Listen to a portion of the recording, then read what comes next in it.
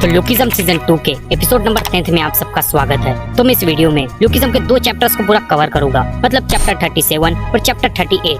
तो अगर आपने इससे पहले के एपिसोड्स को नहीं देखा है तो उन वीडियो की लिंक मैंने डिस्क्रिप्शन में दे दी है। तो पिछले चैप्टर में हमने देखा था कि हमारा जैक, वास्को और डैनियल या उजिन की गैंग से फाइट करने पहुंच जाती है। या जैक पूरे उजिन के गैंग को एक साथ चैलेंज करता है। तभी उजिन कहने लगता है, आखिर तुम कहना क्या चाहते हो? क्या तुम कोई मजाक कर रहे हो? तुमने अभी कुछ टाइम पहले मेरे से मार खाई और तो और तुम अपने साथ 2 बंदे को भी लेके आ गए। क्या ये बंदे भी मुझसे मार खाना चाहती है?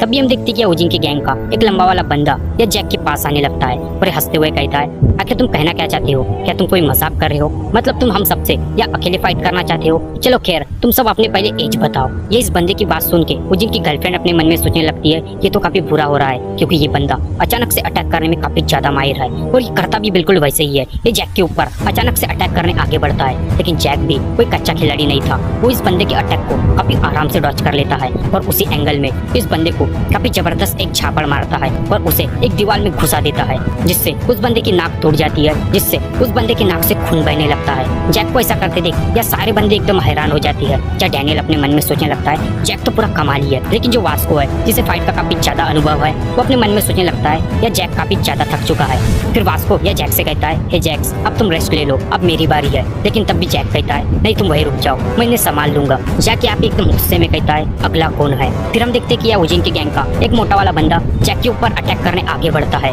इस बंदे को पता है जैक एक बॉक्सर है। ये अपने मन में सोचने लगता है, ये एक बॉक्सर है, लेकिन मुझे इससे कोई फर्क नहीं पड़ता, मुझे बस इसे एक बार पकड़ना है। ये बंदा जैक को पकड़ने की कई बार कोशिश करता है, लेकिन जैक इतना ज्यादा फास्ट होता है वो इसके हाथ में ही नहीं आता। या जैक इसके हाथों से बचता भी है और बीच बीच में इसे काफी ज्यादा पंच मारने लगता है। ये बंदा भी एक टाइम पे जैक के पंच को ज्यादा हैंडल नहीं कर पाता और यार जैक इस बंदे को भी डिफीट कर देता है। या जैक मीरा की तरफ दिखता है और भी उतावला होने लगता है और कहता है, आखिर अगला कौन है? जहाँ उजिन को देखती है जो अपने मन में घबराते हुए सोच रहा था, आखिर ये बंदा कौन है और तो और आखिर इतना ज्यादा फास्ट आखिर कैसे है? लेकिन तभी उजिन जैक की तरफ ठीक से नोटिस करता है। जब उसे नजर आता है कि जैक क्या पूरी तरीके से थक चुका है, वो अपनी लिमिट तक पहुंच चुका है और तो और पिछले फाइट से उसके घाव भी पूरी तरीके से रिकवर होने को है। ये बात सुनकर उजिन थोड़ा रिलैक्स होता है और अपने मन में सोचता है कि मैं इसे अभी भी हरा सकता हूँ। या उजिन खड़ा हो जाता है और जैक से फाइट करने आगे बढ़ता है। या हम देखते कि उजिन जैक के ऊपर लगातार अपने पंचेस से अटैक करने लगता है और यह जैक अपनी थकावट के कारण उजिन के पंच को सिर्फ अपने हाथों से डॉच करने लगता है। या उजिन जैक को मारते मारते कहता है कि तुम मेरा कुछ भी नहीं बिगाड़ सकते, मैं एक ऐसा बॉक्सर हूँ जिसने कई सारे नेशनल टूर्नामेंट खेले हैं। यह जैक अभी भी उजिन के अटैक को सिर्फ डॉच ही कर रहा था, लेकिन तब भी यह वास्को जैक के प्लान को समझ जाता है और कहता है कि अब उजिन का खेल खत्म हो चुका है। और होता भी कुछ ऐसे ही है। यह जैक अपने एक ही पंच से उजिन की हालत काफी ज्यादा बुरी कर देता है। क्या उजिन की शक्ल से ही देख सकती है आखिर जैक के पंच से उजिन का क्या हाल हुआ है। या उजिन की ऐसी हालत देख यह सब जन एकदम हैरान हो जाती है।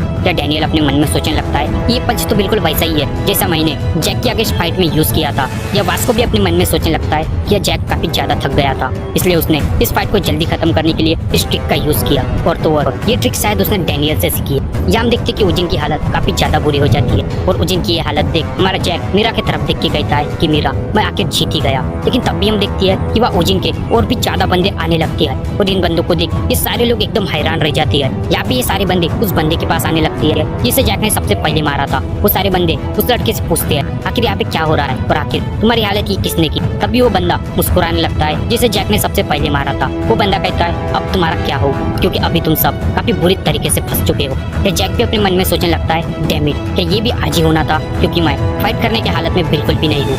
लेकिन तब भी वह जैक के सामने वास्को आ जाता है और जैक से कहता है कि अभी तुम आराम कर लो, इन सबसे मैं निपट लूंगा।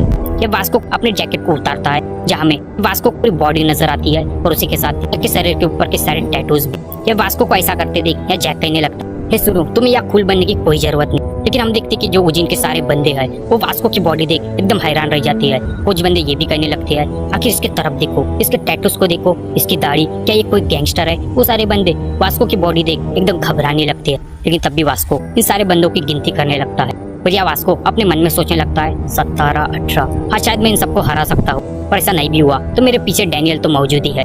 या वास्को डैनियल की तरफ देखता है और डैनियल से कहता है, हे डैनियल, मैं इन सबसे निपट लूंगा और तुम पीछे में नजर रखना। या वास्को की बात सुन के डैनियल काफी ज्यादा घबरा जाता है। या हम देखते कि वास्को इसे फाइट करने रेडी हो रहा था, लेकिन तब भी पीछे से आवाज आने लगती है। वो आवाज कुछ ऐसी थी, हे वास्को, बॉस कभी भी पहले नहीं आता फाइट करने। और वो आवाज और किसी की नहीं, कुछ वास्को की गैंग की थी, क्योंकि वो लोग भी जहाँ पे पहुंच चुके थे।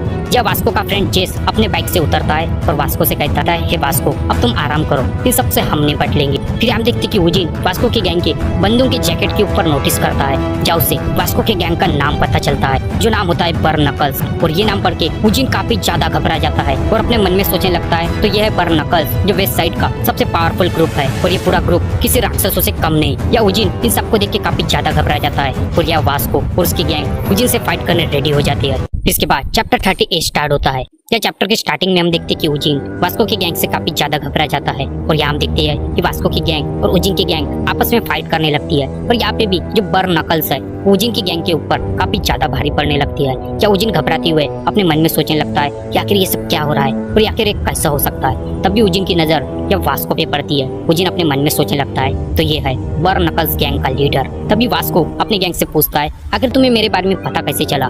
तभी जेस कहता है कमान वास्को, हम काफी अच्छे दोस्त हैं, इसलिए तुम जहाँ पे जाते हो मुझे अपने आप खबर पहुँच जाती है। तभी वास्को कहता है हाँ ये बात तो है, लेकिन जेस क्या आपने मन ही मन कह रहा था, मुझे माफ करना वास्को, मैंने तुम्हारे फोन में एक ऐसा ऐप डाउनलोड करके रखा है जिससे मुझे तुम्हारी लोकेशन हमेशा पता चल जाती है। या वास्को अपने गैंग से कहता है लेकिन फिर भी तुम सबको यहाँ आने की कोई जरूरत नहीं थी। और ये बात सुन के वास्को की गैंग कहने लगती है आखिर वास्को तुम क्या कहना चाहते हो, हम सब बेस्ट फ्रेंड है, हम एक गैंग है और तुम्हारी ये बात हमें हमेशा हर्ट करती है। लेकिन तभी वास्को कहता है लेकिन अभी तुम्हें यहाँ से चले जाना चाहिए और तुम जाते जाते हेलमेट का यूज जरूर करना। लेकिन तभी हम देखती है कि उजिन के गैंग का एक मोटा वाला बंदा वास्को के कंधों को पकड़ लेता है और वास्को से कहता है कि अभी अपनी गैंग को यहीं पे रोक दो वरना मैं तुम्हारे कंधों का काफी ज्यादा बुरा हाल करूंगा। लेकिन हम देखते कि वास्को उसके हाथों को अपने कंधों के ऊपर से काफी आराम से हटा देता है और ये देख वो बंदा भी एकदम हैरान रह जाता है और वास्को को मॉन्स्टर कहने लगता है। जब हम देखते कि वास्को उस बंदे से कहता है अच्छा तुमने कहा शोल्डर। क्या हम देखते कि वास्को जेब में हाथ डाल के अपना एक हाथ उस बंदे के शोल्डर पे रखता है और ऐसा वास्को को करते देख उसके सारे गैंग के मेंबर एकदम हैरान रह जाती है और कहने लगती है अरे ये तो वास्को का वही सबसे खतरनाक अटैक है। या वास्को उस बंदे के शोल्डर को काफी तेजी से दबाता है जिससे उस बंदे की हालत काफी ज्यादा बुरी हो जाती है और वो भी वहीं पे डिफीट हो जाता है।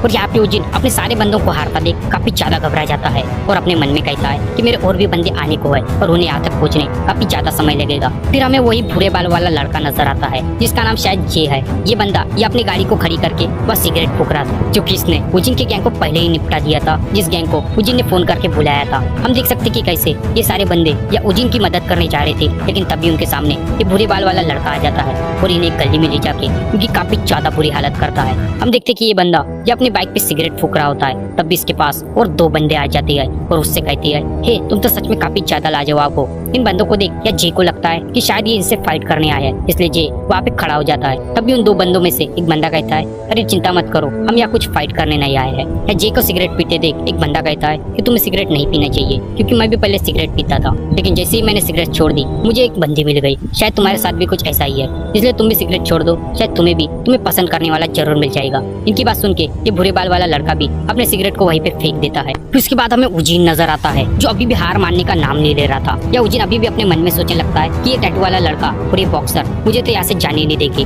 बस था ये कमजोर इंसान, शायद मैं इसे सरपास करके यहाँ से जरूर भाग सकता हूँ। इसलिए ये डैनियल की ओर काफी तेजी से आगे बढ़ता है। या उजिन को अपने तरफ तेजी से आते देख डैनियल काफी ज्यादा घबरा जाता है और अपने मन में सोचने लगता है कि मैं यहाँ से हट भी नहीं सकता। या हम देखते कि उजिन डैनियल की ओर काफी तेजी से आगे बढ़ रहा होता है, लेकिन तब भी वो इन सारे लोगों को नोटिस करता है। जहाँ इन सारे बंदों की शक्ल देख उजिन सोचने लगता है आखिर ये सब इतने ज्यादा रिलैक्स कैसे है। या उजिन डैनियल के ऊपर अटैक करने आगे बढ़ता है, लेकिन यह डैनियल उजिन के अटैक से बाल बाल बच जाता है।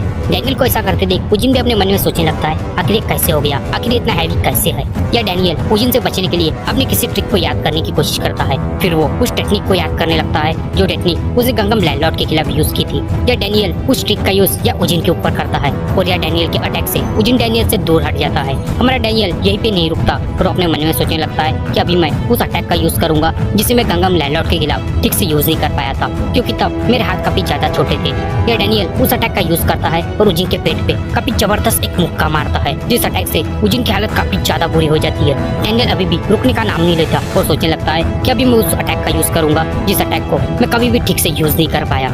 या डैनियल उस अटैक का यूज करता है और अपना पंच सीधा उजिन के मुंह पर मारता है, जिससे उजिन हवा में उड़ने लगता है और उसी के साथ ही यहाँ उजिन का एक दांत भी देखती है जो भी हवा में लहरा रहा था। तो उजिन की ऐसी हालत देख सारे लोग एकदम हैरान रह जाते हैं। या जैक तो अपने मन में सोचने लगता है कि वह पहले से ही जानता था कि ये डैनियल एक बॉक्सर है। ये डैनियल को ऐसा करते देख वास्को भी एकदम हैरान रह जाता है और मन में सोचने लगता है कि ये पंच तो बिल्कुल वैसा ही है जैसा वो स्टोर वाला लड़का यूज करता है। या वास्को को अभी भी कुछ समझ में नहीं आ रहा था। या वास्को अभी भी अपने मन में सोच रहा था आखिर वो स्टोर वाला लड़का और डैनियल इन दोनों का आखिर रिलेशन क्या है। हम देखते कि डैनियल के पंच से उजिन की हालत काफी ज्यादा बुरी हो जाती है। उसके मुंह से एक आवाज भी नहीं निकल रही थी। ये उजिन की ऐसी हालत देख उसकी गर्लफ्रेंड रोने लगती है। तभी वास्को यह उजिन के पास आता है, उससे कहता है कि तुम्हें अपनी गर्लफ्रेंड की परवाह करनी चाहिए। या उजिन की गर्लफ्रेंड को रोता देख हमें वास्को के भी आंखों में आंसू आ जाती है। तभी वास्को अपनी गैंग से कहता है कि हमें भी यहाँ से निकलना चाहिए, वो भी बिना हेलमेट से। फिर उसके बाद हमें गन नजर आता है, जो अपने मन में सोच रहा था कि मुझे यूई ने कॉल किया था क्योंकि उसे मेरी जरूरत थी, लेकिन या तो इन बंदों ने अपना काम खुद ही निपटा दिया या गन वास्को की गैंग के बारे में सोच रहा था और कह रहा था बर्न नकल्स। मुझे लगा नहीं था कि ये लोग भी यहाँ मौजूद होंगे, खासकर वो लड़का जिसने मुझे काफी ज्यादा इम्प्रेस किया, और शायद इसी कारण से मुझे इसके ऊपर नजर रखने को कहा गया है। और यह गन खुद डैनियल की बात कर रहा था। फिर यहाँ मुजिन उसकी गर्लफ्रेंड और एक बंदे को दिखती है, जो गन को देख के काफी ज्यादा शौक हो जाती है। या गन उनके पास आता है और उनसे पूछता है क्या तुम सब मुझे जानते हो? तभी ये सारे लोग कहते हैं हाँ हम तुम्हें जानते हैं, और जब हमारी फाइट हो रही थी तब तुम वहाँ आए थे और दूर से हम सबको देख रहे थे। या उजिन और उसके दोस्त गन से ये भी कहती है कि हम सब तुम्हारी काफी ज्यादा रिस्पेक्ट करते। या इन सबकी बात सुन के गन इनसे कहता है अच्छा तो तुम मुझे जानते हो, मतलब तुम मेरे परिवार जैसे हो, लेकिन मैंने वो वसूली का काम छोड़ दिया है। और तो और प्लीज तुम मुझे माफ कर देना कि उस टाइम पे मैं तुम्हारी मदद करने नहीं आ सका,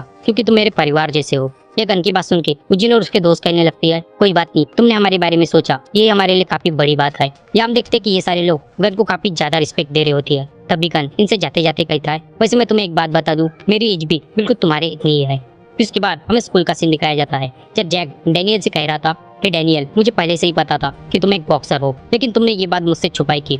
चलो हम अभी ही बॉक्सिंग रिंग में एक दूसरे से फाइट करते हैं। लेकिन तभी डैनियल कहता है प्लीज मुझे माफ कर दो, मैं तुमसे फाइट नहीं करना चाहता। या हम देखते कि नेम्सू की नजर सीधा जैक के पैरों पे जाती है, जब जैक ने वही जॉर्डन के शूज पहने थे। या नेम्सू अपने मन में सोचने लगता है कि शायद जैक ने अपने पैसों का हिसाब बराबर कर दिया है, मतलब अभी मुझे जैक को कोई भी पैसे देने की जरूरत नहीं है। मतलब भाई या जैक ने शायद उजिन से उसके जॉर्डन के शूज छीन लिए। ये सब आपस में बात ही कर रहे थे, तभी यह यूई आ जाती है। तो जैक से पूछती है ए जैक क्या हम एग्जाम की तैयारी करें? तभी जैक कहता है नो थैंक्स, मुझे एग्जाम देने में कोई इंटरेस्ट नहीं है। लेकिन तब भी क्या डैनियल को रियलाइज होता है कि उसके एग्जाम काफी जल्दी आने वाले हैं, और डैनियल इन सारी बातों में अपने एग्जाम को भूल ही गया था। और इसी के साथ ये चैप्टर और ये एपिसोड ये एंड हो जाता है। तो ये था लुकिज्म सीजन 2 का एपिसोड नंबर 10। तो अगर आपको वीडियो पसंद आई तो प्लीज वीडियो को लाइक करना, वीडियो को शेयर करना और प्लीज सब्सक्राइब करना मत भूलना। नेक्स्ट वीडियो भी काफी जल्दी लाने की कोशिश करूंगा।